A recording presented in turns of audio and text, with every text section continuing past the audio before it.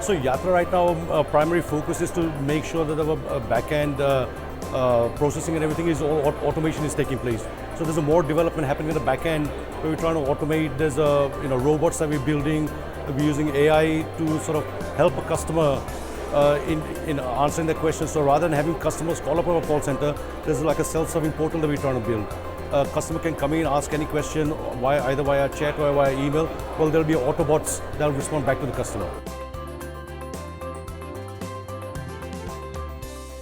So we always look, we normally with a lot of startups which are running out of money, so a lot of people approach us either to take over or, there are a couple of companies where we did an acqui-hire.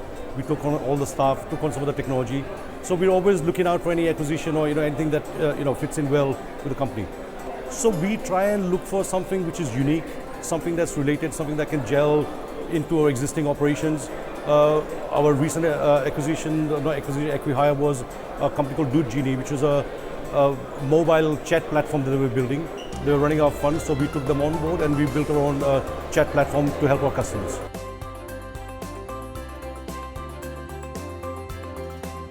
Travel taxi, there are a lot of startups that started this, discovery, so holiday, itinerary building and so on. A lot of people are now, we see that, approaching us, and we are trying to look at a couple of companies where we are trying to see if we can merge them into our own platform.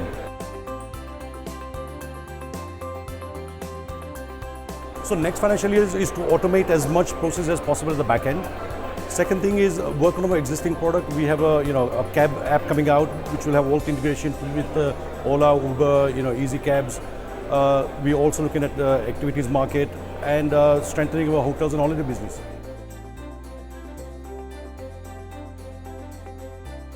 To be honest, this is one of the things that we've stayed out of. No point in just throwing money. It's a short-term gain. Sooner or later, it's better to keep the cash, provide a better service. And what we've figured out from all the customer services questionnaire that we've done is people are looking not just as a cash, but also as a value-add service. So that's where our focus is. It's not a sticky business. And to be honest, we've seen that in the past. When we launched, we were also heavily discounting. What we found out that once you start discounting, the customer expects that discount. And it's very difficult to sort of move the customer away from there. So which is one of the reasons why we're not taking part in this.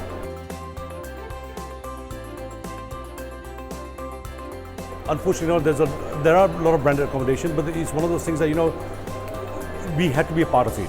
You never know, sooner or later whether they're going to be successful or not. So it's better just to be at least part of it. And some guys who we were already working with, we just put our own people in there just to make sure the customer gets a better service. See, to be honest, travel vertical is still growing. The 4 or 5 major players that you have, they will still continue to be there for the next 2 to 3 years. Again, it all depends on how much money people are trying to dump. If I was to give 100% discount, obviously customer base will go up. But it's a short-term gain. As soon as you stop, that loyalty is going to disappear.